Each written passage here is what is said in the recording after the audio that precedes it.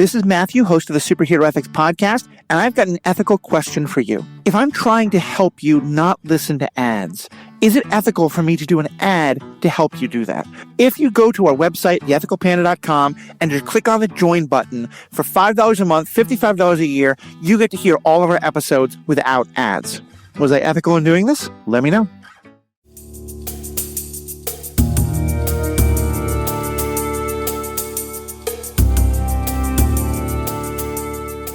Hello and welcome to this episode of Superhero Ethics.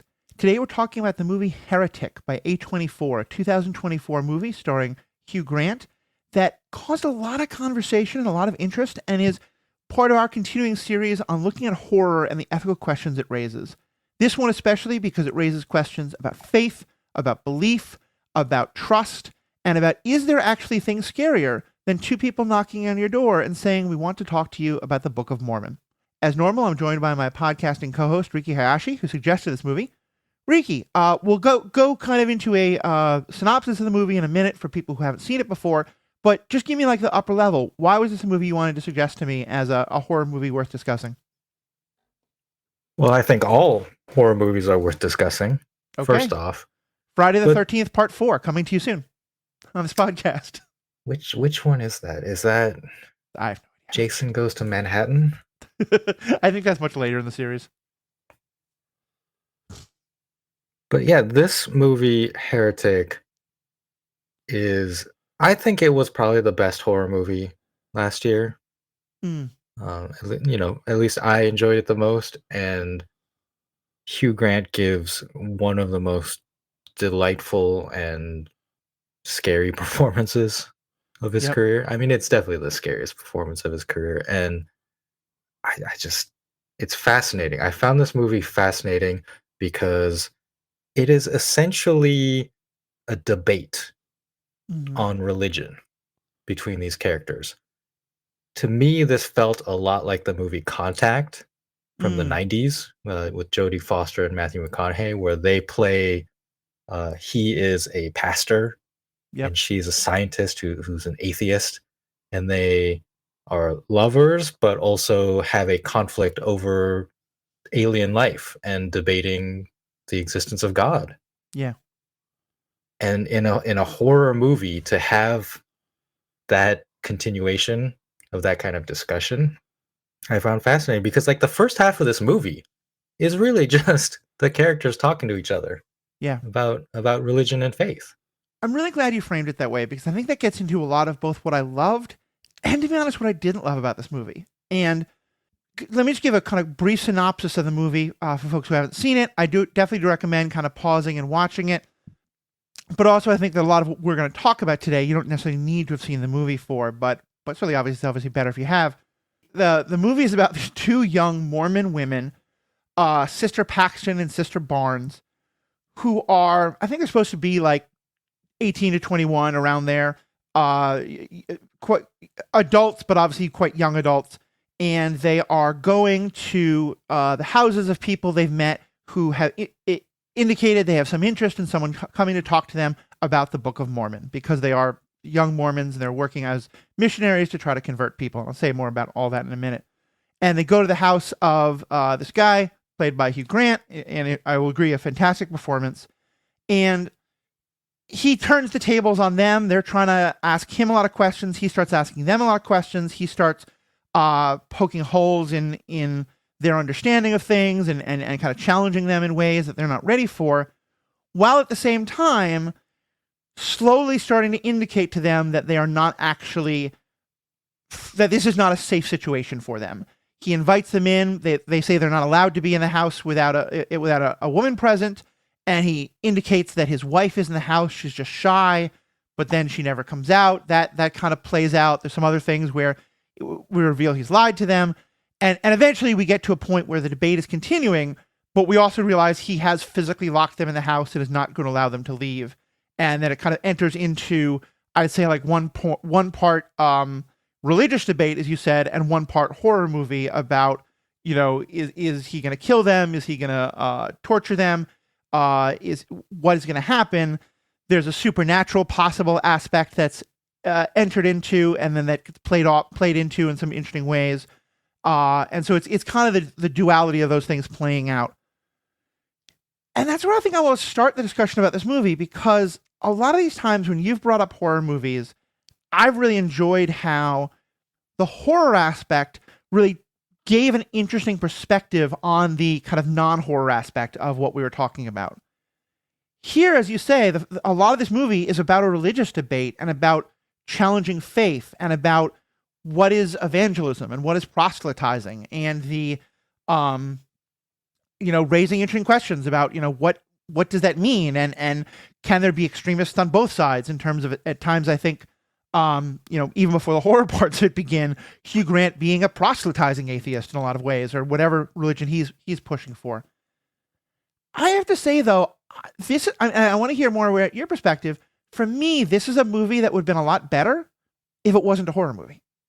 If they kept it as about people challenging each other, but not necessarily trying to lock each other up and kill each other. And I found a lot of the horror aspects kind of distracting from the movie I really wanted it to be. And of course, that's, they set out to make a horror movie, and that's interesting. But I'm curious for you,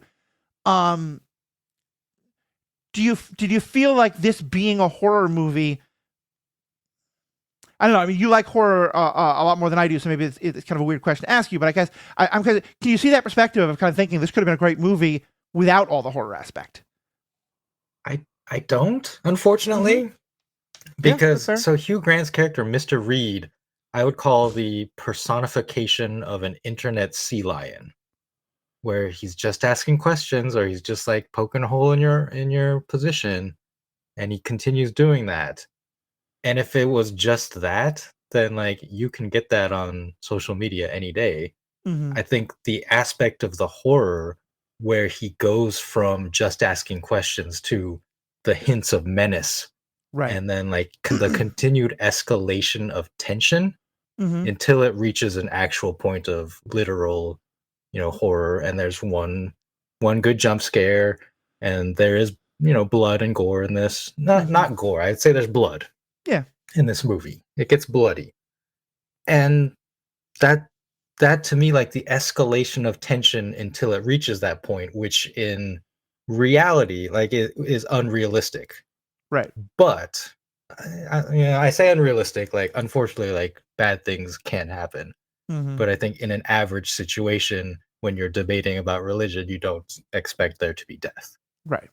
But like in the unreality of this movie, I truly do enjoy that escalation of going past normal and into this unreal horror aspect. And like, I think that's what horror is like being in, like, good horror to me is like being in real situations, and then it escalates into something else. Yeah. And that's why or at least that's why I enjoy movies like that. Is like, I could see myself in this movie, and then like, oh no, like, what would I do? Yeah. That's fair. That's totally fair. Yeah, I think I made a few different preferences, and that's, for me, I think it really kind of lost something, especially when and at this point now, I'm not going to worry about not trying to spoil things. So again, if you do want to watch the movie without being spoiled, I'd say definitely go back and watch it. I think I hear that a lot, and I did like the idea of the rising of tension of is he not going to let them go? One thing I will say, by the way, is that in terms of kind of avoiding low-hanging fruit, I really appreciated that there was never a hint that his interest in these two was in any regard sexual. And I think they kind of took great pains to not show that. Like, clearly he was trying to psychologically torture them and trying to, bring them into his kind of cult or whatever it might be. But it never went in that direction, which I really appreciated, just because it feels like that's the low-hanging fruit that so often these movies go into. But I think for me, kind of where it really lost me was when it introduced the idea of the potential supernatural. In the movie, there's a character introduced who kind of meets the girls while they're locked in his basement, who he claims is a prophet, and that she can rise from the dead. And she eats something poisoned and dies, and then through some shenanigans, the girls get out of the basement, they get back into the basement, and then it appears that she has been resurrected from the dead. And for a while it seems like that we're actually kind of into kind of a supernatural horror movie. My understanding is that by the end we're supposed to understand that he actually has a number of these girls and women who he's been torturing and killing as part of this cult or whatever he has, and that so there was nothing. He basically just replaced one body with another, and there was nothing actually supernatural in what happened. Is that your understanding of this as well? That is an interpretation. Yes. Okay. And that is an interpretation, at least, that Sister Paxton reaches. Right. Right.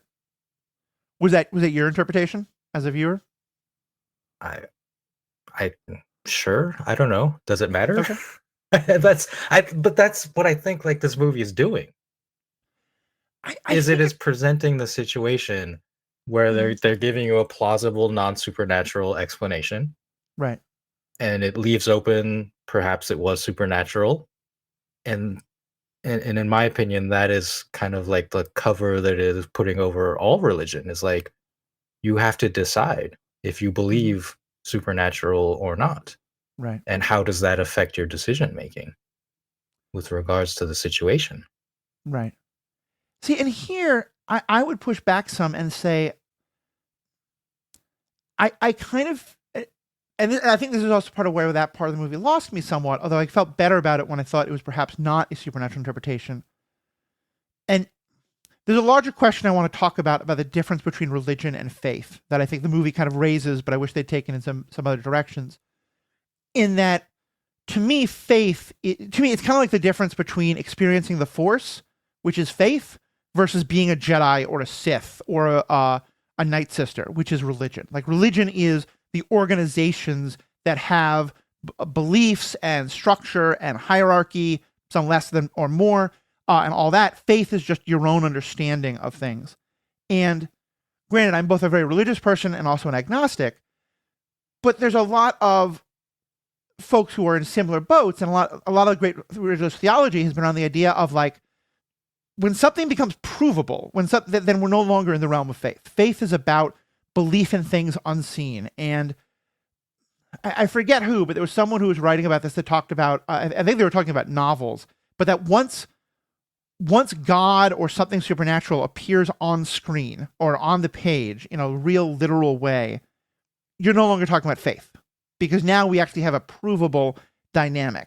I think to me, that's why that scene lost me, is because it's I don't know, I'm not putting this part into words well, so I may just move on, but does that make any sense?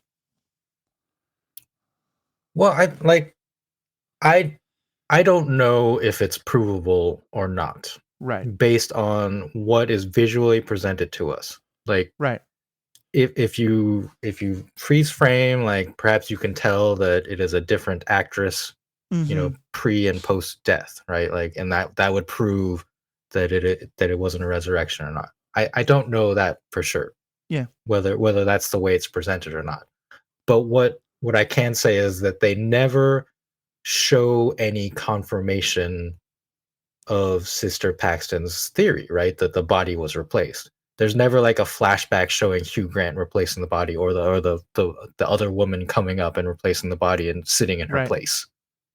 So from the storytelling perspective of this movie, I think that it is leaving it intentionally ambiguous in that way.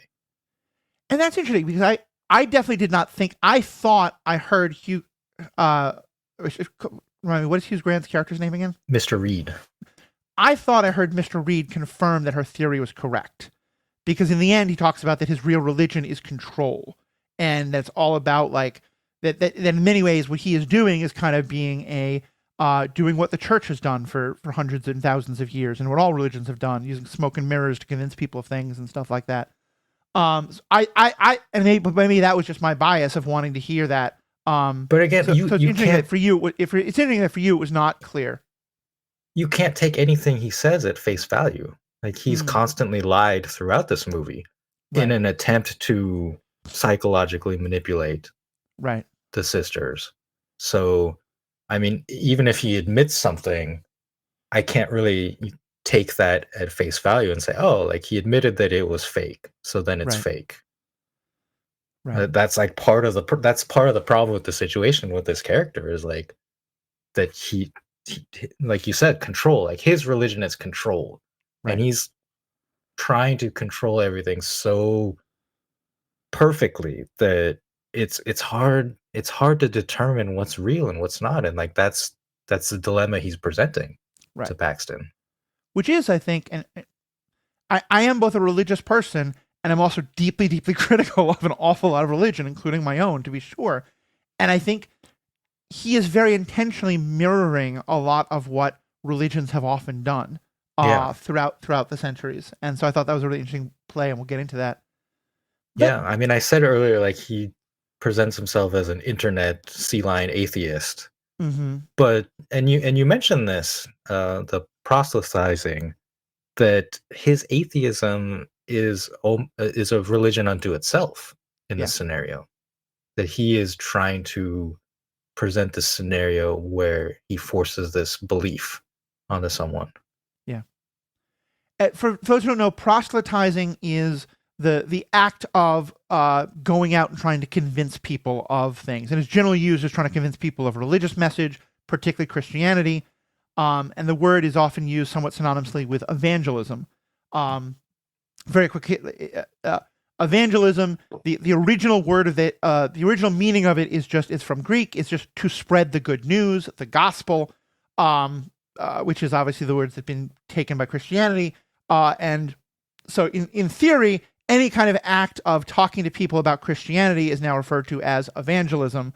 It has come to mean, and often has been, the idea that anything and everything is okay if your end goal is to save sinners for Christ, or any of that kind of stuff that is very dismissive or outright hostile to other religions, that thinks it's okay to lie and to confuse and manipulate people, because as long as you are saving them for Christ, then by the end, of course, it's okay. And I'm painting in incredibly broad terms. I think that evangelist is not by any means, by definition, a bad term, but it has come to mean that in a lot of ways. And a lot of people who claim that term are certainly using it in some pretty horrible ways, both religiously and politically and all that kind of stuff. Which makes me want to actually turn to the protagonists of this movie, because I think, for good reason, but perhaps sometimes we are too critical of the people at the ground floor instead of the leadership. One of the groups that does the most proselytizing and evangelizing, often in ways that can be bothersome to other people, is the Mormon Church, the Church of Latter-day Saints. For you, and I think they make a very interesting point of having our protagonists be two Mormon girls who are literally going up to people and asking them, have you heard about, the Book of Mormon? Have you heard about Jesus Christ? Do you want your soul to be saved? And they very explicitly work to make them our not only protagonists, but sympathetic protagonists, taking characters who I think a lot of people in the audience, myself included, have kind of a natural inclination to be distrustful of, or to not be sympathetic towards originally. And I'm curious for you, as someone who didn't grow up in, and I'm curious for you, what was your kind of take on Mormonism and Mormon proselytizing, and sort of your initial reaction to these girls being that when you started this movie? In the movie, Mm-hmm. I mean, I guess I had no opinions or animus. Mm-hmm. Like I don't like when well, okay. Our house, we have a sign that says no solicitations. So Right. anyone who decides to knock on the door and solicit for anything, either I'm going to ignore, or I'm going to answer the door and then just point to the sign and close the Yeah. door. And that is nothing personal. That goes for like religion, like if you're trying to sell me solar panels or Mm-hmm. anything. But in terms of like Church of Latter-day Saints, like the missionaries, you do you, as long as like you respect people's boundaries, and Mm-hmm. if they say no thank you, you leave. Like that's I think we can we can have criticism of the organization as a whole, but in terms of like people coming to my door, other than just like the generic no solicitations, like I don't care. That's totally fair. I think I probably have more of a negative attitude. I think in part because just knowing about in part probably because, as I kind of indicated, but you're also saying, like, I think I'm probably projecting my very negative feelings about a lot of what the church does and sort of their very aggressive evangelism techniques, especially in Africa and Latin America, but also in like prisons and places like that. Not to say others don't as well, but there is a lot that's very problematic about it. The way they kind of split people by gender and being very anti-LGBT and all that kind of stuff. And I do think my natural inclination was to be a little bit sort of suspicious of these two, a little bit judgmental of these two. And I really appreciate the way the movie kind of flips that on its head, in that I don't think I ever become supportive of what they're doing, but it really kind of like portrays them a little bit as, kind of parroting what they've been taught and not having quite as much individual thought as they do by the end of the movie. But most especially, very early in the movie, the two Mormons run into a group of other girls, I think a little bit younger than her, like teenagers, who are acting at first very friendly to them and saying, hey, I think, you're cool for doing this. And then start teasing them about this idea of magic underwear, which I'm not an expert on this, but from my understanding, like there is underwear that some Mormons wear because of ideas about the body and flesh and stuff like that, that has become a real object of humor. And in this, one of the teenage girls pulls Sister Paxton's skirt down to reveal her underwear in an act that I think feels correctly very violating and very kind of humiliating to her. And I thought that was such a brilliant moment, because that's when almost immediately I did start to have a lot of sympathy for them, of like, yeah, they're doing something different. They're doing something I don't really like, but also they're not the leaders of this organization. And more importantly, it's now setting them up to get bullied in some horrible ways by people who don't like what they're doing. And I thought that was just a very interesting movie technique and very successful of showing me that, like, whatever I think about what they're doing, there's still people who deserve sympathy, especially in this moment where they're being treated pretty horribly by other people. Sure. I mean, there's that aspect. Like this whole movie from the get-go, like the marketing, like what's going on heading into this. Like from the trailer, it's like, oh, these two girls are in danger. And so there's that expectation. I agree, like the bullying is bad and that's an emotional manipulation. But also the conversation that Paxton and Barnes have with each other, I think does a lot to humanize them. Yes. Because they have this is also part of the whole debate, right? Like they're not necessarily debating, but they're kind of discussing various things within the LDS church and like their opinions on it. Yeah. And they have like slightly differing opinions or perspectives based on where they're from. And it does a lot to establish their two characters and their differences and then just to humanize them and make you feel like, okay, like these are just normal people. Yeah. Like you and me. I think that's very true, especially because one of the early conversations they have is Sister Paxton kind of brings up she talks about like watching something that raised some questions for her, and Barnes comes to realize like she was talking about watching pornography, and which is obviously very verboten for them. And I thought that was a very humanizing moment of like, yes, they live their lives by these very strict rules. They're also teenagers or like 19-year-olds, 20-year-olds who have all the hormones that all human beings at that time do and have a lot of curiosities about sex that they do. And I agree. Yeah, that again was a very humanizing moment of these are not just robots who follow the exact rules of the LDS and go out and evangelize. And I will say specifically there, one of the things that the LDS really works hard on with their evangelists is teaching people to show, like, if you go to Salt Lake City, it's a wonderful city, especially if you go to like the Mormon Tabernacle or places like that, everyone is always smiling.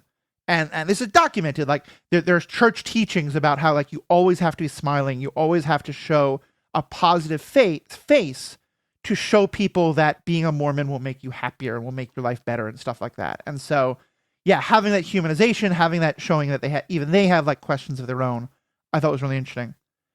I will also say, I had no idea what this movie was or when it came out. I hadn't seen any of that marketing. So it's interesting, I think, and that'll also explain our different perspectives somewhat. All I knew about this movie is that you suggested it and you mentioned Mormons were involved. And so at the beginning, I didn't even know like who was going to be the victim and who was going to be the aggressors. Was it going to be the two women or was it going to be Hugh Grant. Oh. Um, and Oh, originally, you went on a journey I with Hugh did, I Grant's did. character I had then. no idea. The actress playing Sister Paxton also looks an awful lot like, I thought at least, a young Melissa Benoist, who is the person who played Supergirl in the DC Supergirl. So I almost sent a message to Riki being like, wait, is Supergirl in this? Then realizing time-wise, of course, that would make sense because the other character, Sister Barnes, is played by an actress who is one of the young characters in Yellow Jackets, phenomenal actress. Yeah, Sophie Thatcher Sophie has Thatcher, been yep. over a lot of horror stuff recently, Mm-hmm. and I think she's a future star. I think so, yeah. Yeah, I think she's in one of the Mike Flanagan ones. But she's definitely in Yellow Jackets and was a starring role in that and plays a wonderful character in that. She plays a young Natalie in that. So anyway, Uh, so let's talk about the debate itself. What did you think about how the debate played out? well, I mentioned it earlier. Hugh Grant's character is just a classic sea lion, which Hmm. is a term for someone who just constantly pokes and prods. Like, I'm just asking questions here. Like, why won't you like debate me? Like Right. that kind of behavior that has become very common on the internet. Mm-hmm. And he starts friendly, and he Right. does just ask questions and to lure them in, right? Like, I'm interested in LDS. But then he starts to kind of poke holes in things or like bring something up about history Right. that is negative towards their faith. And it like keeps going, and again, like this escalation Mm. of tension and of his sinisterness. Like, so you went in not knowing where it would end up, or at least like where it was headed. Correct. And like, how did that feel to you in terms of the tension? Because I like, from the moment they enter, I was on pins and needles Mm-hmm. because he lures. So missionaries are not female missionaries are not supposed to enter a house, a home where there's not a female resident present Right. for safety. So he's at the door. Mr. Reed is at the door. He says, "Why don't you come on in and we can chat?" And they mention this, and he says, "Oh well, my wife is just in the kitchen Right. cooking a blueberry pie, and she'll be out in a moment when that's done." And they're like, "Oh, okay, then we'll come in." And for me, because I knew the premise, I was like, "There's no wife. That Yeah. you're in danger. He just tricked you." But did you think that in that moment? I definitely thought that was quite likely where it was leading. Okay. And that's where I think where I first started to get frustrated with the movie Mm, because I think he becomes a sea lion eventually. But I thought that in the early part of the movie, he was doing what I love to do, which is, I think a lot of sea lioning is often like, someone just posts like, oh yeah, I had this happy moment going to church, or here's why I like Zoran Mandani's Islam, or whatever it is. And these people go into other people's spaces and start attacking and attacking and attacking.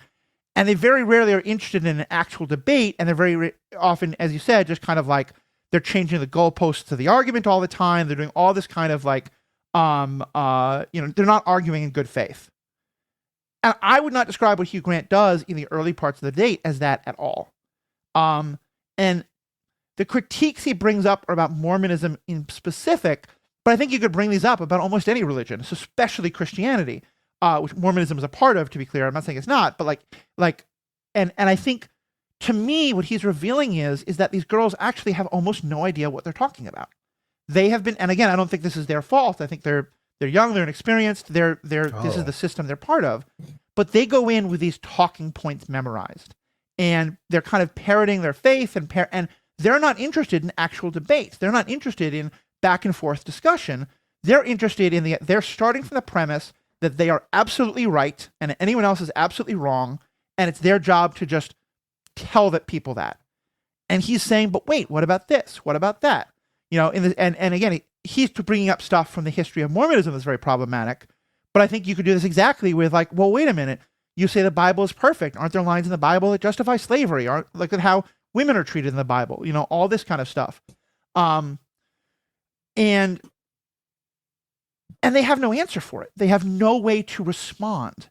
And he starts also bringing up like, hey, wait, here aren't these some hypocrisies in your faith? Aren't these some ways in which you are believing things that if you think about don't really make sense? And they have no answer to it. And at that point in the movie, I did already, like, yes, from the minute that the wife was in the other room and was shy, I was definitely thinking it is possible it's going that way. And I was hoping to God it wasn't. I was really, really wanting the wife to come out because I didn't want him to be horrible and terrible and wrong. I wanted him to be I thought perhaps what was going to happen was they were going to get to leave and have this sort of debate with themselves about, was he sinister? Was he not? Was he making good points, or can we kind of erase the points because we never saw the wife or whatever it was? And that the horror movie was going to go in that direction. And I think at the point at which I realized we're kind of in a bottle movie and we're going to spend the whole movie in this person's house and he is really going to be the bad guy of this, I think I got really frustrated because I think it totally becomes sea lining, and he's constantly changing the tones of the debate. He's saying, well, he like, to me, part of a debate has to be that both people have the right to say, I'm done debating. And once he literally locks the doors and doesn't let them out, they're a captive audience. They can't get away. Mm-hmm. And then it becomes, there's nothing legitimate what he's doing. But to me, I think he wasn't sea lining at first. He was very much making legitimate points that if you're a person of faith, you have to be ready to have thought. You have to be willing to challenge and to wrestle with and to answer the idea that an awful lot of horrible things have happened in the name of our faith. And I'm painting with somewhat a broad brush. I'm sure there are some specific sects that maybe are more free of that. But certainly if you're part of, I think most of the major ones, this is probably true. There have been wars fought in the name of your God and all this kind of stuff. And so, yeah, to me, it was not sea lining at all at first. He was making some really good points. And then that kind of, once we started to realize that, yes, the sinisterness was there, that definitely goes out the Hmm. window. Well, I feel like we watched a different movie. I don't know. Again, this could be just understanding what the movie was going in, but I felt the sea lining from the beginning. I mean, like, it was quote unquote obvious to me that there was no wife. Right. When they come in, he said something about like, oh, like the walls of my house are made out of metal. Is that okay? Mm-hmm. And they just like kind of like, yeah, that's fine. And they come in. And I don't know for you, but I was immediately like, well, they're in a Faraday cage. Their phones aren't going to work. Yeah, no, I definitely understood that as well. So yeah, like just like from that, I think that was like at the door. Like he mentions that as they're coming in, and immediately it's like, well, yep, you're effed, or they're effed. I think because to me, I think I definitely took it as a Faraday cage where you can't get internet signal in and out. I think I took that more as this guy's like a prepper. Like this guy is, I'm waiting for the men in black helicopters to come and get me. Not necessarily he's doing it to trap them. And I agree. I definitely thought the movie was telling me that the wife isn't in the house. I agree with that. I was hoping that was going to be a part of the twist, was that no, actually she was in the house. And is this about how quickly they jump to be suspicious or something like that? I think the other thing I would just say though about the sea lioning, it's a hard word to get into. Because I mentioned before that I think a lot of times part of being a sea lion is being very aggressive and going into spaces where you haven't been invited. They literally go to his house because they want to have this conversation. And I think part of why, for me at least, it didn't feel like sea lioning. It didn't feel like doing that thing that my tongue just can't do for today. Because what it felt like was they didn't want a discussion. They wanted to give a lecture. And they weren't ready for, and they weren't expecting him to talk back to them. But I felt like what he was saying was a perfectly legitimate way of, if they're going to be like, here's my faith and I want you to understand it, of him being like, okay, here's why I have read your book. Here's why I don't believe it. And here's my faith.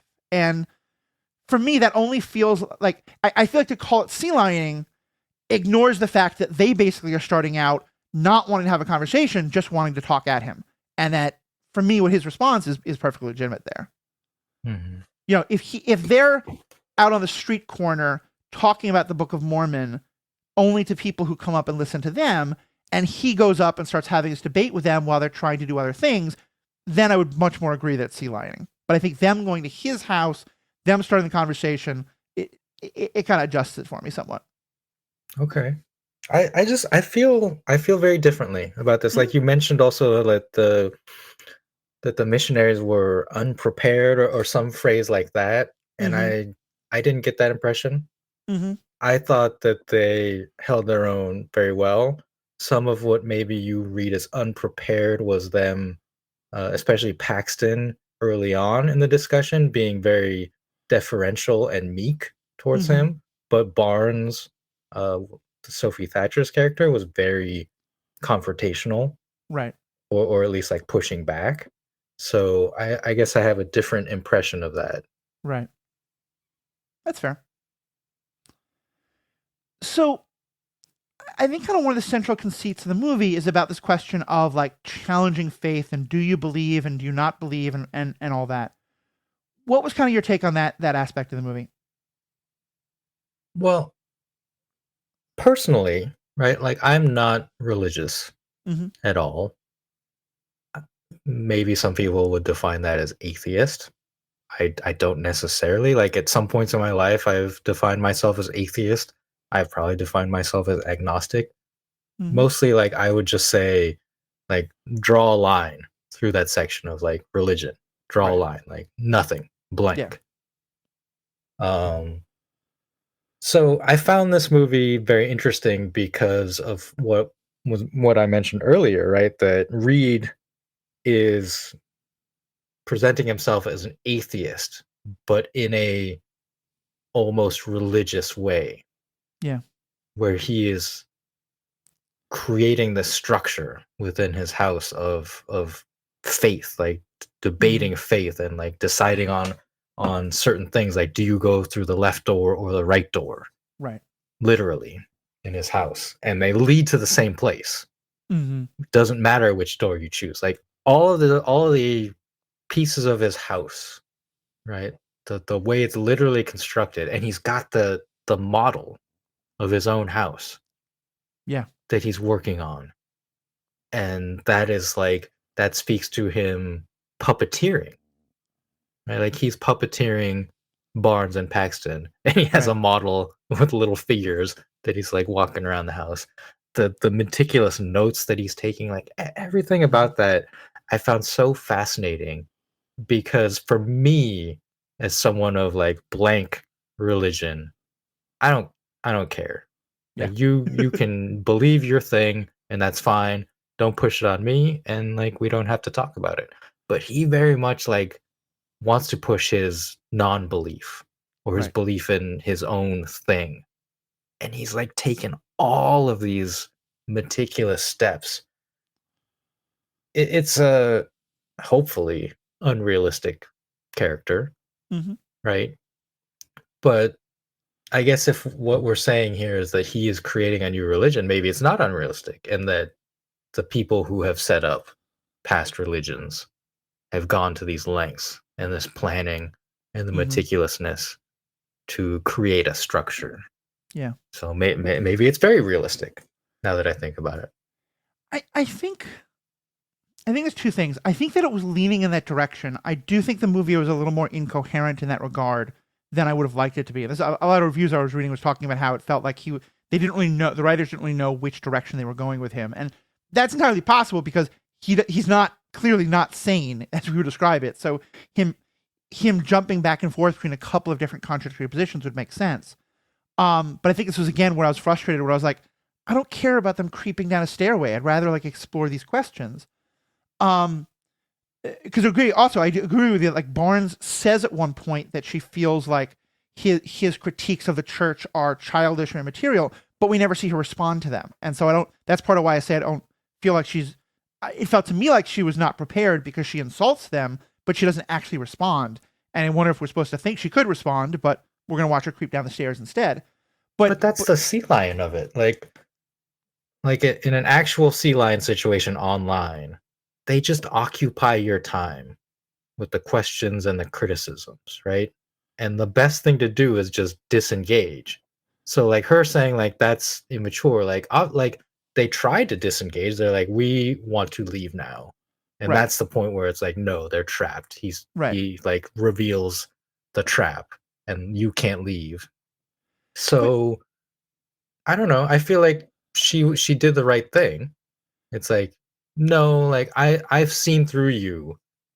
You're not interested in hearing what we have to say. And at this point, we're not interested in what you have to say. Like we would like to leave. oh, see, And I look that at that. like I I think thought he. that was like very, I guess, mature thing. I And mean, I think we're by. talking about, Hmm. when people come to your door, Right. I think it's fine to like have a discussion and talk about it and like push back. But at any point, if someone's like, no, like I think this is not the right conversation, then either side should feel free to disengage. I think that's fair. I totally, and I agree with you that I think the setting up the situation of him not letting them leave, I think makes it, yeah, not a fair debate by any means. But like to me, they are the sea lions in this. They, I think he is generally curious about what they think in a way that they have no interest whatsoever in what he thinks. And Oh once my. he's shown that it's not safe, you're right. They have there's no reason why they should be. But I think that he generally wanted to explore what they think in eventually really horrible ways, to be clear. But what I guess to me, it just doesn't feel like sea lion at all. But uh, going back to what he was thinking, I think for me, what it felt like at first was he was kind of saying all religion is crap. All these things that you have been taught or that you believe because others have told you or because you read in a book, all of that is crap. But I want to show you lived experience. It felt like he was trying to say all religion is crap, but I want you to have faith in this thing that I'm going to show you to have faith in. Which is, by the way, what religious cultists have been doing all the time, like for thousands of years. That's often a thing, is like, forget all other religion. I'm going to give you a lived experience of this faith. And sometimes it's quote unquote real. Sometimes it's all smoke and mirrors. So I guess that's, to answer your question, I think that was what I thought he was doing for a lot of the movie. And I think is one interpretation of it is he was saying religion is bad, faith is good, but only faith in the thing I'm going to show you. And then I want you to be part of this religion. Yeah, maybe I'm building my own religion, but I have the truth, And I thought that was a very well done way of critiquing this thing that he is doing, that is done all the time and is deeply problematic, and is deeply dishonest, and is deeply scary. I guess I would push back on the phrase "all religion is crap" Mm-hmm. in terms of like what you think he's presenting, because what he does in the debate is he talks about how many modern religions that have survived to today have built upon past ones, right? Like Right. the concept of iteration that he talks about, with the Landlord's Game and Monopoly, and the song The Hollies into Mm-hmm. Radiohead, of like they are kind of riffing off of an older thing and Right. then changing it to fit their own needs. Yeah. So I wouldn't classify that as crap. I think like that's just kind of history, and that is how religions have continued to evolve and modernize. Right. I think like the thing of Christmas, right, was originally Saturnalia, I Mm-hmm. believe, a Yep. pagan holiday, and the Christian church in Rome was like, well, we want all of these Saturnalians to join Christianity, so we're gonna borrow their holiday and Right. celebrate our thing on that day. Right. And then as the Christians pushed north into Germany and Northern Europe, they then adopted a lot of the Christmas, the winter solstice traditions from there, and et cetera, et cetera. I And that's how, I mean, that's how these religions have been successful and spread, Yeah. is that there has been part of like pushing their own beliefs, Right. but also incorporating local beliefs. Right. I guess what I took him as saying, and again, it's not that I think all religions are crap. I think there's a fair critique of the idea, especially of religious literalism, of we have the single truth that is ridiculous. But I obviously I'm part of religion. I think there's some value to it, but also an awful lot to be very cautious of. I guess what I took him to say is that, they believe that Jesus was a literal thing, that Jesus was the truth, that the Book of Mormon is the truth, and that any people who believe something different are going to hell. That and what he is challenging is he is saying you are taking what these books have written and what these religious elders have taught you, and you just believe that. And he's trying to show them, wait a minute, but no, look at all the contradictions. Look at the fact that like Jesus isn't a completely original story; it's an iteration. And he's trying to get that to challenge them to think critically about their own faith instead of just accepting it. And it sounds like I'm defending him. I think he's completely wrong in this, but I do think that that's why I say that I think he thinks all religion is crap, because what he's saying is that it's it's not, they're all making a truth claim that he is disagreeing with. Because he says, like, someone saying Jesus is the only true way. Well, wait a minute, but the Jesus story is an iteration of all these other stories.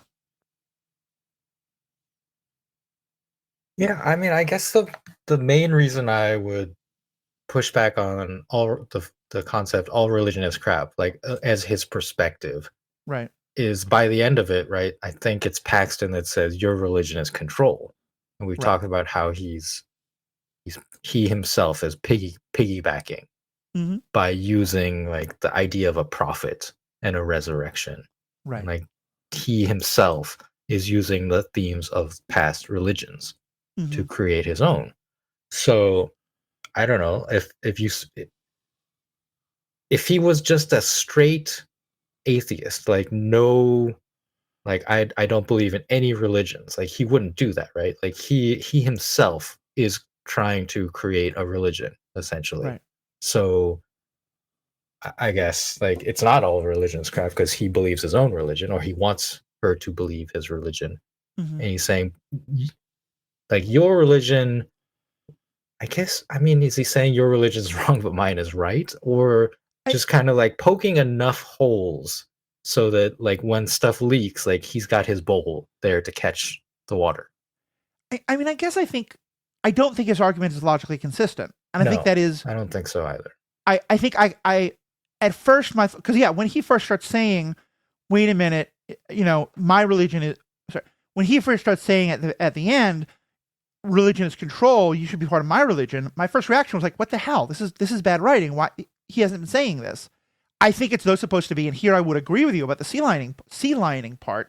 He's constantly changing the goalposts. His arguments aren't logically consistent because they're just about trying to refute, which is very much the sea lion perspective. And there I would fully agree with you that what he's doing is very much I'm just going to say to you what I need to in this moment to psychologically challenge you, to try and break you, to try and torture you, all that stuff. So I think I agree with you that his arguments are not logically consistent. I still believe that he is saying in the middle part of the movie, religion is crap, and agree with you that he changes that towards the end. But I think that he's saying both because I think if I'm charitable to the movie, I think it's because they're showing that he is sea lining, that he is not logically consistent, that he is, what he'll say about one thing and what he says about another directly contradict each other. But the point is that he wants to keep you so occupied, so busy with the sea lining that you never get to realize that that's happening. Mm-hmm.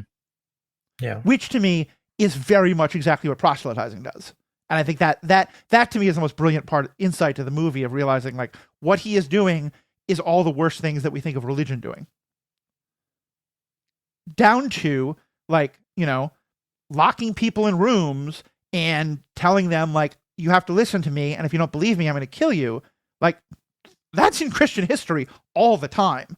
Martin Luther, the founder of Protestantism in a lot of ways, did exactly that with Jewish groups in Germany. And I'm sure similar things happened in Islam and in other religions. So that part I definitely agree with.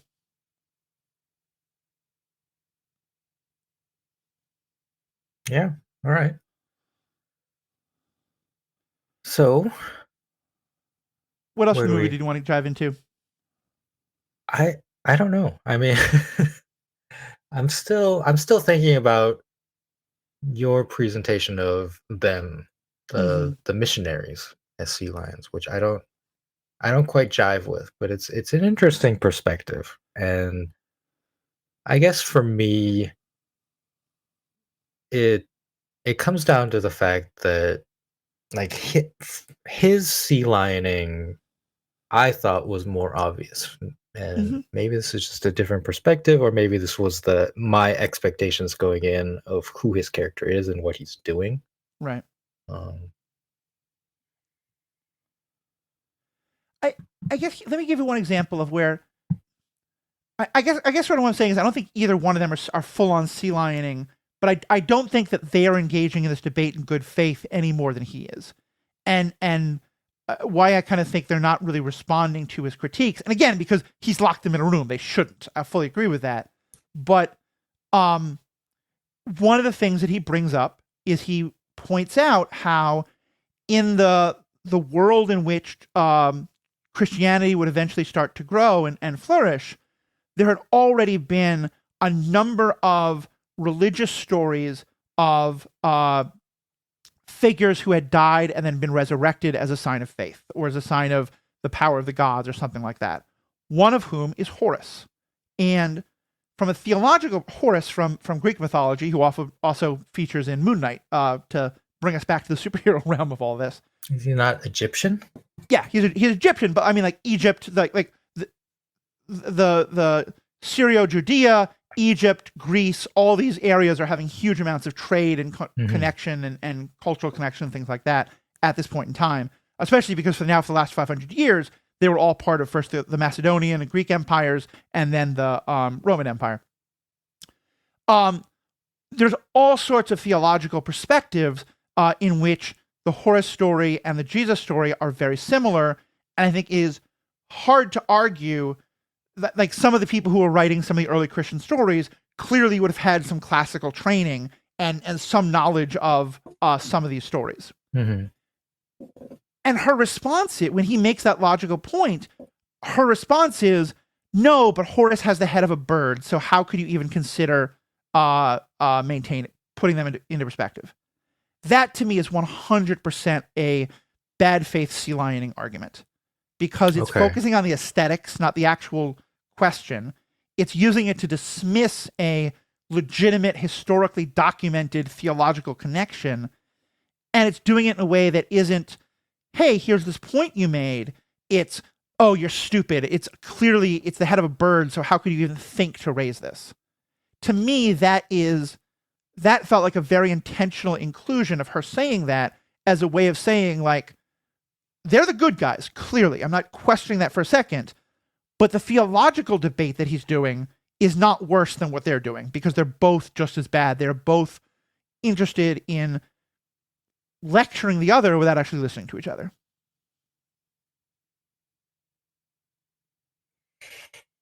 Okay. So, yeah. When you started this train of thought, I think you said something about a debate. And I think that's where I run into the problem of who is the sea lion. Right. Is that the missionary sisters did not enter this house expecting to debate. Right? As you said, they expected to lecture, which is their job and like what they are there to do. And I think the sea lion aspect is that Mr. Reed turned it into a debate. See, I think that reveals the false pretenses under which they're there, because they specifically say, we're here to have a discussion. And you're right, a debate isn't a discussion, but a lecture isn't a discussion either. And they say, even before it starts to get scary, while they're standing in the doorway, no, we want to have a discussion. We want to hear your views. And frankly, I think anytime someone comes in and lectures me on something, it's not sea lining for me to respond. You know, unless they specifically say, hey, we want to tell you our perspective and we don't care about your perspective.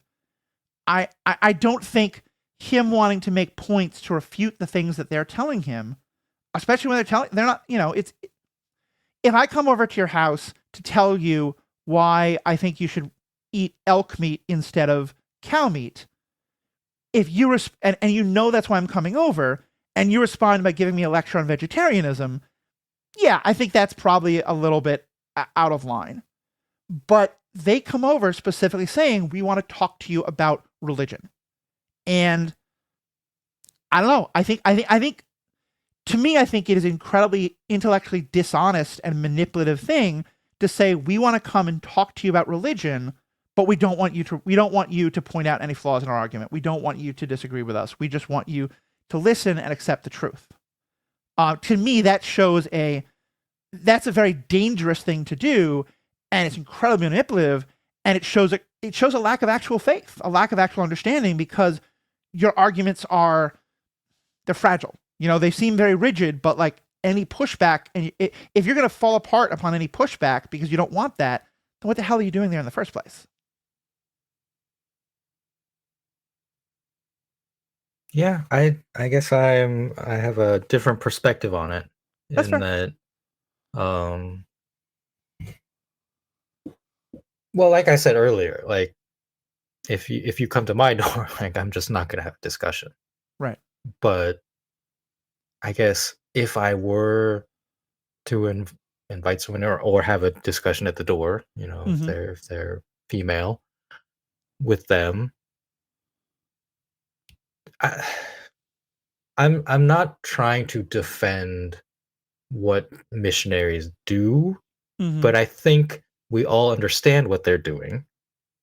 And if you have a discussion about them or like listen to them, that there is a certain understanding of what is going to happen, right? And I'm not saying that that's right or that I want that to happen. Again, like Mm-hmm. I don't really want to listen. But if you do listen, I think that there is, I don't want to say responsibility, but I guess like just what he does like strikes me as wrong Mm-hmm. from the beginning, from the get go, and that's why I think he's the sea lion. And I don't know. I I think it's fair. again, like my personal perspective is like no, thank you, goodbye, Right. and they respect that, right? Like if you say no, thank you, goodbye, like I can't remember any instances of a missionary saying, whoa, wait a minute, but Jesus Christ will save your soul. Like, aren't you interested in saving your soul? That to me is like kind of sea lining behavior, is like not respecting a boundary. Mm. And I think like up to this point, like the missionaries have respected the boundaries. They have asked, or like he asked for them to come and Right. talk with them. They're like, okay, we're going to talk to you, and that's where I'm saying that's the understanding, is like if you invite a missionary to your house, like this isn't even a door to door knock. He specifically like put his name somewhere. Say, I would Right. like to have some missionaries come and talk to me. In order, as we know, in order to entrap them. I don't know how he knew that they were going to be women, Right. but that's like a conceit of the movie. But he invited them, and in our society, like there's an understanding of what would happen, and I Right. think like he violated that understanding with what he did. Right. Obviously, like in the very end, but like from the beginning, like this like debate attitude Mm-hmm. is not how I would expect any like missionary discussion to go. Right. I mean, and that also may be our different perspectives, because I have certainly experienced a lot of missionaries who were pushing very hard on I would just want to walk away, and they'd be like, no, you're going to hell, blah, blah, blah. And that's when I turn around and be like, okay, actually, if you're going to quote the Bible at me, I'm going to tell you why you're wrong.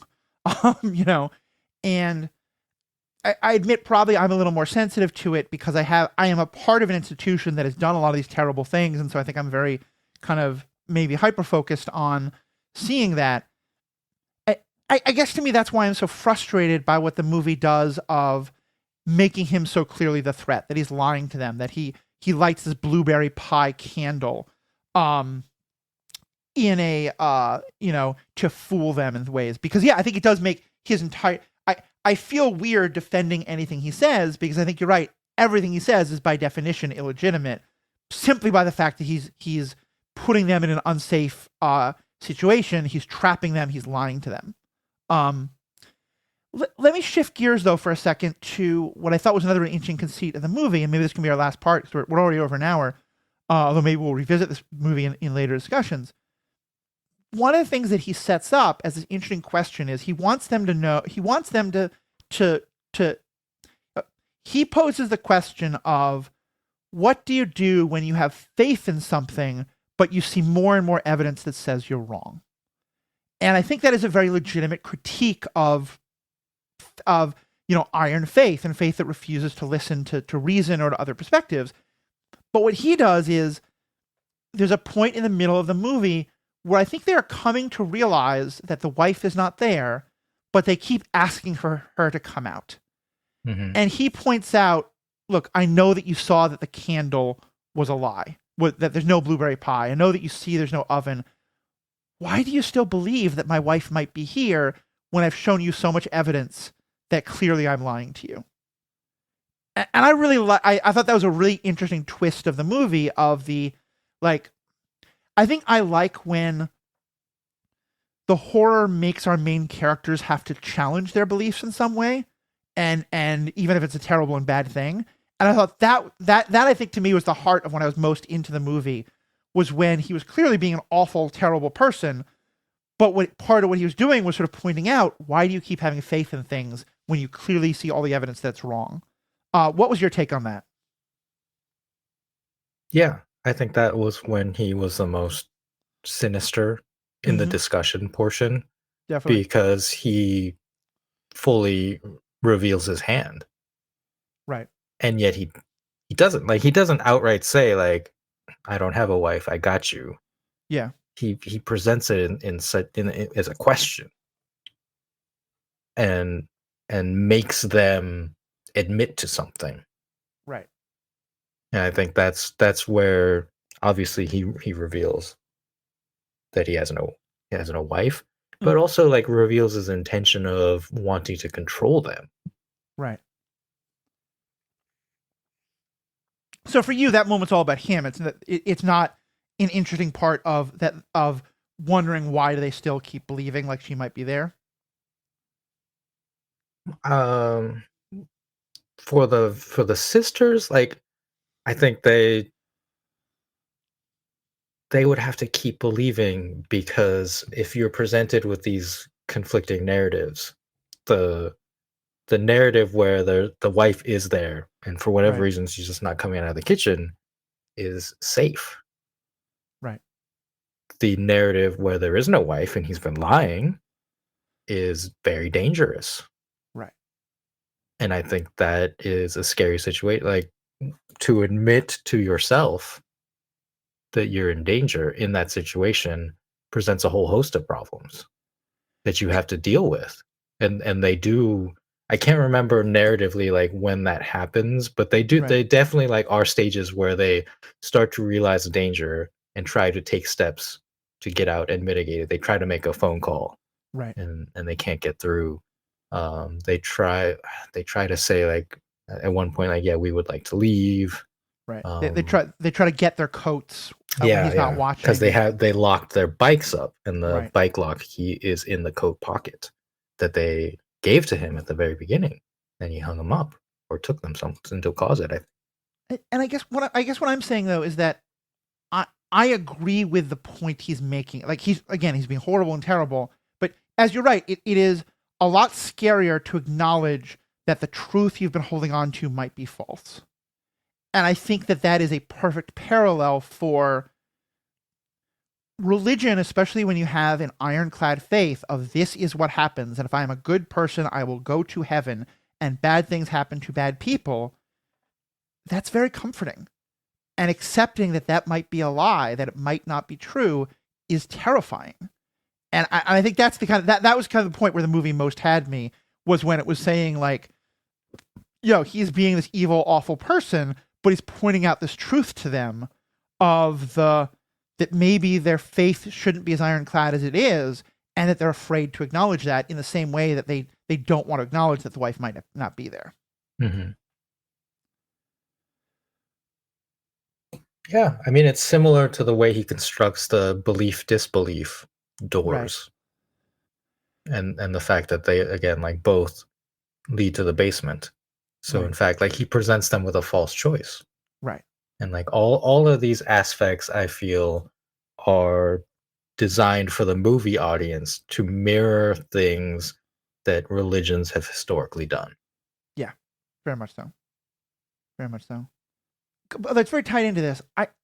I think the last thing that I sort of was wondering about was I kind of want to read like an original script or see a director's cut, Because there's one point in the movie that I thought was set up to be a very interesting challenge of the difference between rigid faith and a more lived faith, a taught faith versus a lived faith.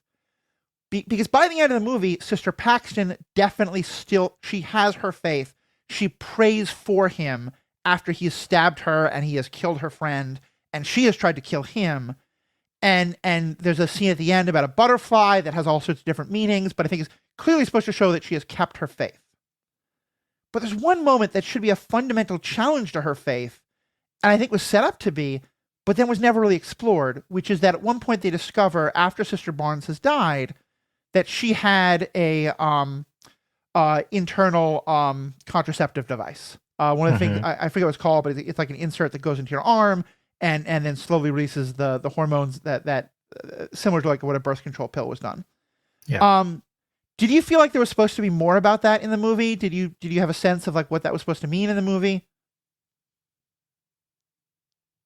No, not that.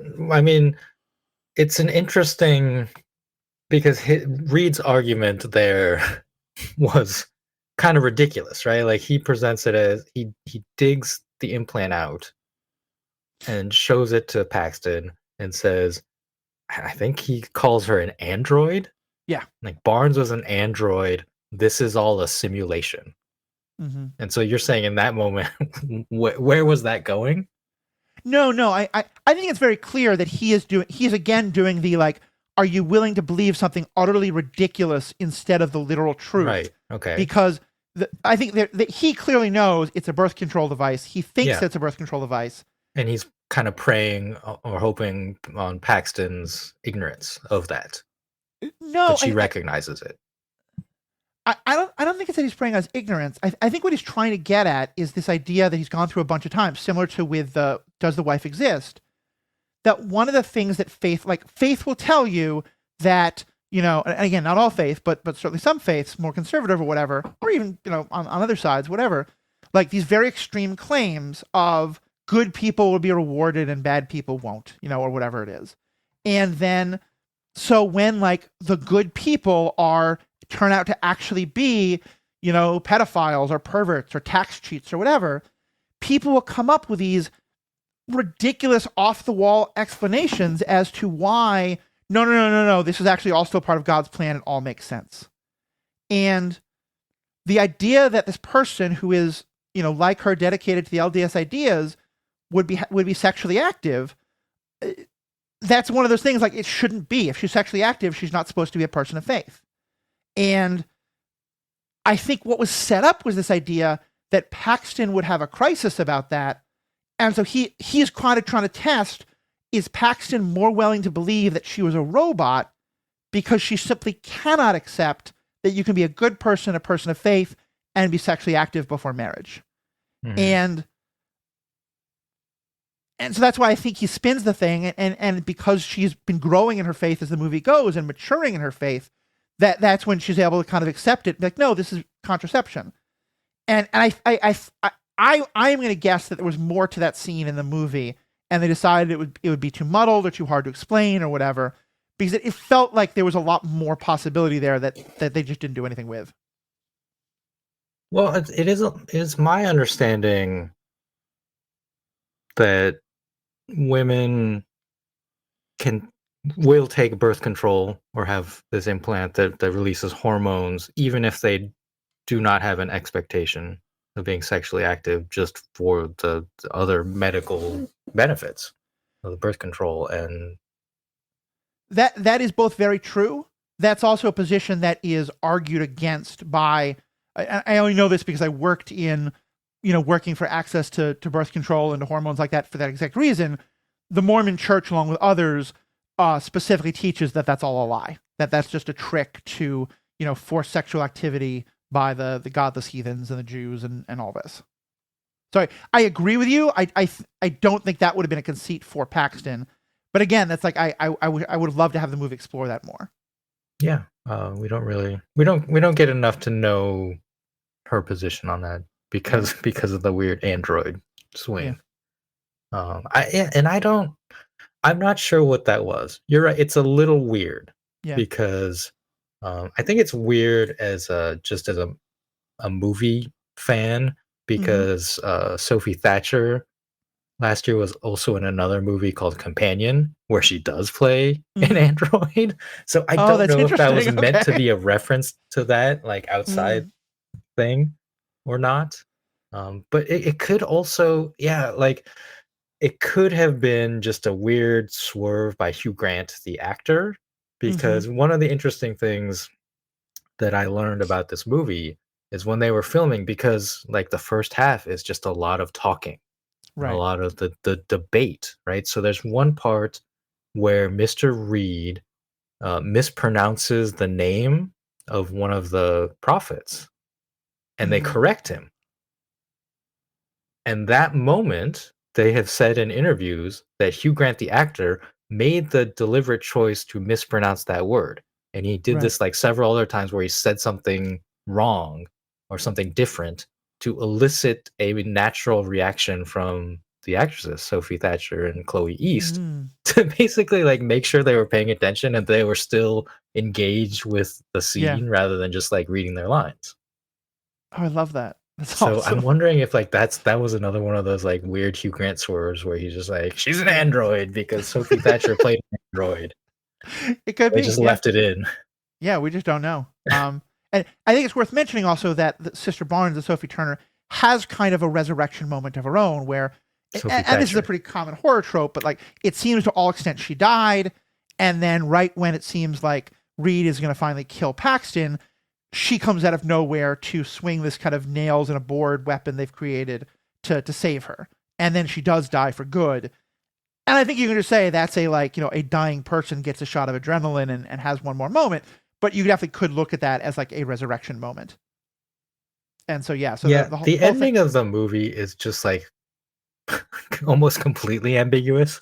I Yes. think intentionally so because we don't know for certain that Sister Paxton lives or dies. Right. We are shown her supposedly leaving alive Right. after killing Reed. But it's very dreamlike, and then she has the encounter with the butterfly. It disappears, and like, are we led to believe that the butterfly is like the spirit of Barnes and Right. all that? And it Well, just like feels so dreamlike that it you could interpret it a way that she's dying, and this is just her like dying vision. and just to be clear to those who haven't seen the movie, the butterfly isn't out of nowhere. Paxton has said at one point, they're talking about like, what do you think happens when you die? Yeah, And she says like, I would love to come back as a butterfly yeah, and just be able to exactly. like land on the hands of the people who loved me and let them know that I'm okay.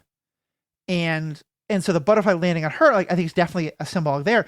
There's also something interesting there of like the idea of coming back as a butterfly is completely against all the Christian the LDS theology of death and Sure. heaven and all that. And it is, much more reincarnation, a Hindu or other religious traditions belief. Hmm. But it's an example of that kind of like magical thinking of where like, oh yeah, wouldn't it be sweet? Like, the birds doing this is my mom is an angel or whatever it is.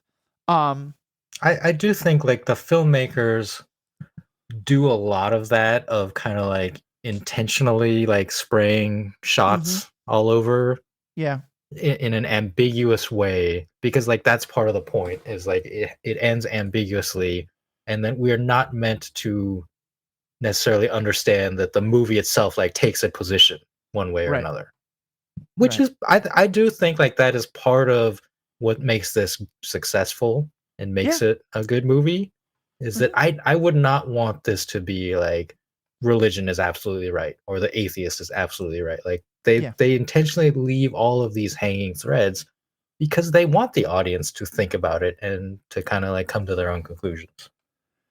I think you're right. I would even go a little further. Is that to me? I think it. You talked before about like you're not even sure if you would call yourself an atheist or not. I I understand that because Which like yeah, by definition like wouldn't I be, but I don't want to define myself in any way. I don't think so. I think because to me, uh, this is a whole lecture I could get into, and this is a whole discussion I could get into in a different context. I'm just going to try to make this as brief as possible. I to me, it feels like an agnostic position of not knowing. And be very careful with these words. I think that to be a person of actual faith, you have to be agnostic to some extent, because to me, faith again is about mystery, is about not knowing for sure. And so when people say a book told me, or a bush told me, or the voice I hear in my toaster told me, that's not faith. That's a belief and a firmness that I think is probably not there. I also think it's probably possible to not be a person of faith, or to be a person of whatever and still be and that falls under agnostic. To me just means like we're not sure, because we're by definition talking about things for which there is no provable evidence one way or another. And there are some who would claim that atheism is just as much of a faith claim as religion. I don't think that's fair, because I don't think that asserting a negative of something is the same thing as asserting a positive. But I do think that there is a firm atheism is still different than, as you said, just not having any idea or of any opinion about religion. Yeah. And the reason I say it that way, and again, like I have at times in my life like self-identified as atheist and agnostic. Right. My understanding of agnostic would be that I believe that there is like higher power, or that there are unexplained things, but I don't know which one to ascribe to. Right. So yeah, and my I guess my current, if I were going to like define myself, I guess I would define myself as like a humanist, in that I don't care like what religion you are, or what you believe, or what is true, like if any of them are true. I just want people, whatever faith or non-faith, to act in ways that like serve fellow humans the best. Right. And if that is within a religious framework, great, do that. Yeah. Be excuse me, be kind, be good, like help your fellow man. Like I used to be like I said, like I in my 20s was probably this character, Mr. Reed. Not that I tried to murder people, but that I was like very anti-religion in my atheism, and I would have told you that like religion is bad, religion is evil. And like I've definitely softened my stance on that. Like there are good and bad aspects of like many religions, and mostly like I just want to believe that people who do believe do good through their belief.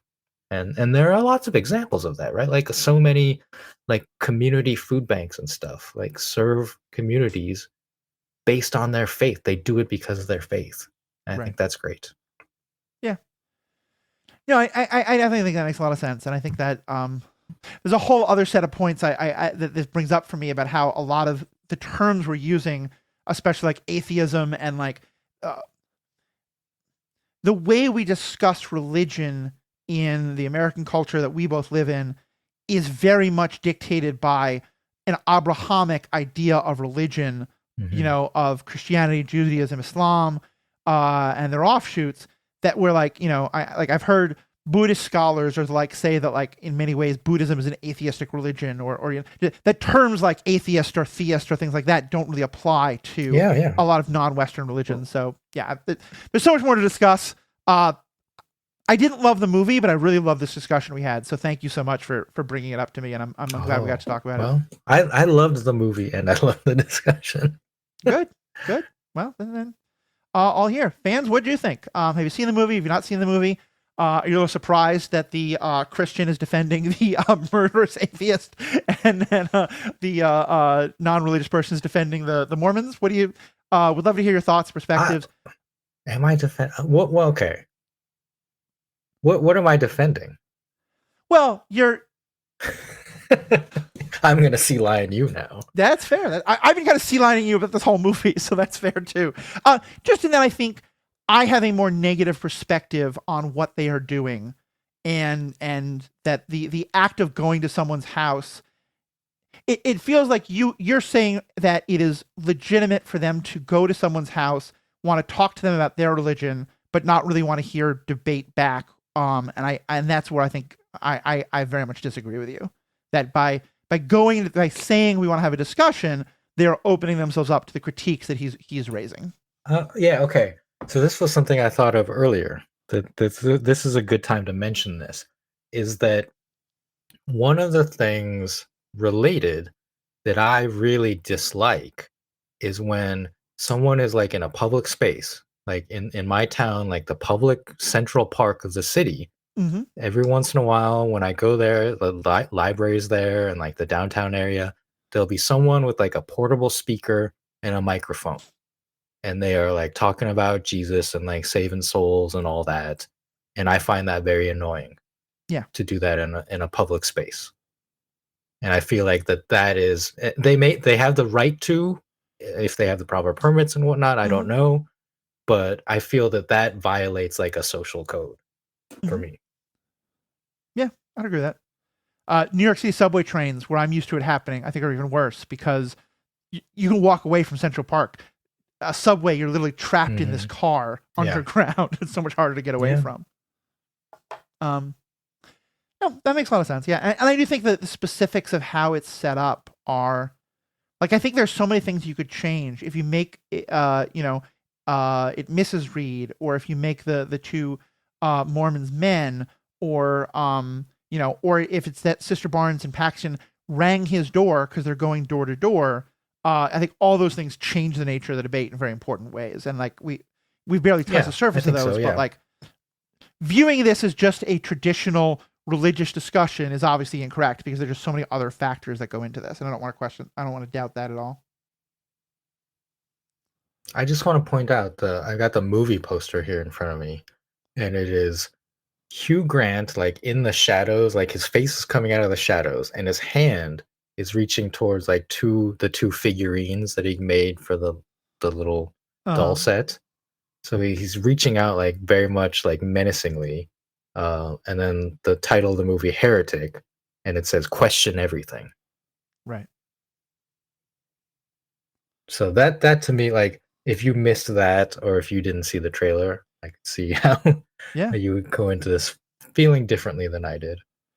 And that alone is a topic I think of worthy of discussion because there's I think a lot of times this definitely happened with Fantastic Four movie where we did an episode about a couple months ago of just the discussions of like how do you just view the movie through the lens of the movie itself? Do you take into account the stuff that you may or may not have learned about the movie going in from trailers or interviews with the people involved with creating it or all this stuff? We are now at almost 90 minutes, and I made the mistake of bringing up a really interesting conversation point during my last wrap up, so I'll try to be as boring as I possibly can. We're just about done with this. I'm going to let Riki make one last comment that I will not respond to, or maybe I'll respond to a question, but then we will end this. So I have said everything I want to say about this movie. Riki, do you have any last things you want to say? Yeah, if you're here still listening, thank you so much for sticking around. If you want to hear more discussions like this about horror movies specifically, write in Yeah, and recommend your favorite horror movie that has like an interesting discussion point like this that we could talk about on superhero ethics, yeah. because it's not a superhero thing, but I think it was a very interesting ethical discussion about religion and faith and Mm-hmm. belief.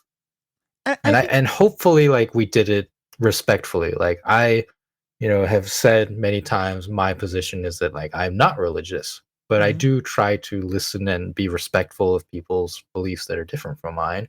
And I also think like that's one of the things I liked about this movie is that it felt very respectful. Like I Yeah, looked around for to see if the LDS church had criticized this movie in any mm-hmm. way, and I couldn't really find that much. Like the biggest thing that they said was they tried to emphasize how important like the safety of their missionaries was to them, Right. and like explain their position on that, because like this is a very dangerous situation presented in the Yeah, movie, and I think they didn't want people to be afraid that this was like a thing that could happen. And of course, like I fully agree with that.